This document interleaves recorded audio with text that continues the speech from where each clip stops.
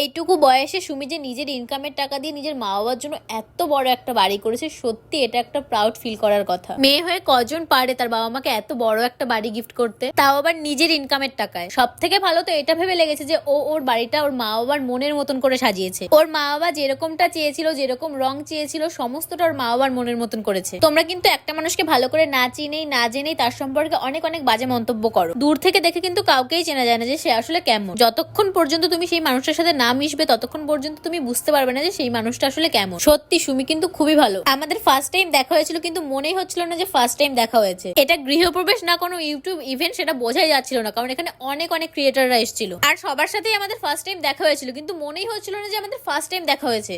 দেখা হয়ে গেছে আজকে। এতদিন যাদেরকে শুধু ভিডিওতে দেখেছি, আজকে সবার সাথেই সামনাসামনি দেখা হয়েছিল আর সবাই কিন্তু খুবই কিউট। আর এদিকে দেখো, আমাকে একটাই কাজ, যে জায়গায় যাই হে জায়গায় মেকআপ করতে বসে পড়ি। আসলে এতটা রাস্তা জার্নি করে এসেছি তাই মেকআপ পুরো ঘেটে গেছিল, তার জন্য একটু টাচ আপ করে নিচ্ছিলাম। এরপর কিন্তু আমরা সবাই মিলে সুমি আর হৃদয়দাকে নিয়ে চলে গেছিলাম ফুচকা খেতে।